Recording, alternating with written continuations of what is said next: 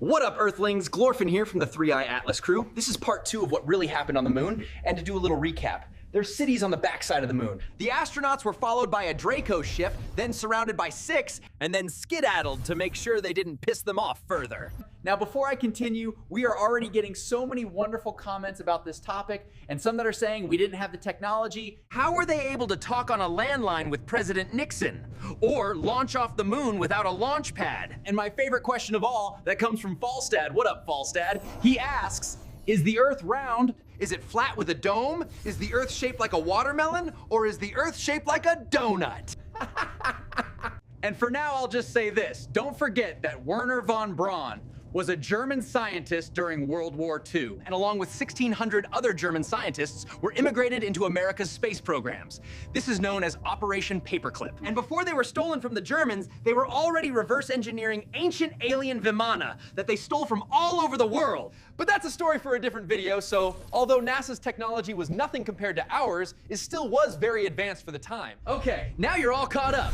So, when the astronauts returned to Earth and talked to the press, do you remember seeing the bewilderment on their faces? They had just experienced something beyond their belief, and they couldn't tell a soul. You would be pretty in shock too. Later, your government learned that all regions of the moon's surface are already claimed by one race or another. Because of these events, much of the real footage was unusable, because you could see the Draco crafts in the background. It was a mix of real and fake footage that was shot with the expert help of Stanley Kubrick. You know he was in Deep, Eyes Wide Shut? I mean, they had it ready just in case the mission failed so they could still win the space race. They then spliced the footage during the live stream and fooled the world. After that, your government got in contact with the Draco, and despite the many warnings from the Galactic Federation, they made their deal anyways. They agreed to many nefarious things in order to get access to the Draco's technology. And they did this because, all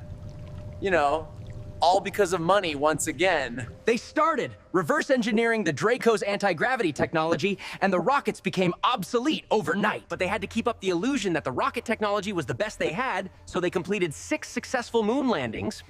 Odd number. Meanwhile, while they were still landing on the moon, the secret space program had already started building their base up there. They eventually built a base on the moon and Mars and continued to venture further into the stars and essentially created a breakaway civilization. While the rest of Earth thought that they had just decided to stop going to the moon one day and the International Space Station is all that NASA could do. And yes, it's really up there, but many of the space station missions and videos are shot on blue screen and wires. Because why would you waste money on that obsolete technology when they needed it for their really advanced stuff in the black projects? Since then, NASA has been more like your media organizations, just perpetuating lies to keep you in the dark so you can't advance and reach your full potential. Just imagine where your society would be today if it had shared all of this with the world, instead of continuing to profit off of oil and obsolete technology. You would be living in a Star Trek-like society, kind of like this one, and all of your lives would be much different. But your time is coming, Earthlings, and I know you hate the word soon, but all of this tech and much more knowledge will be yours soon.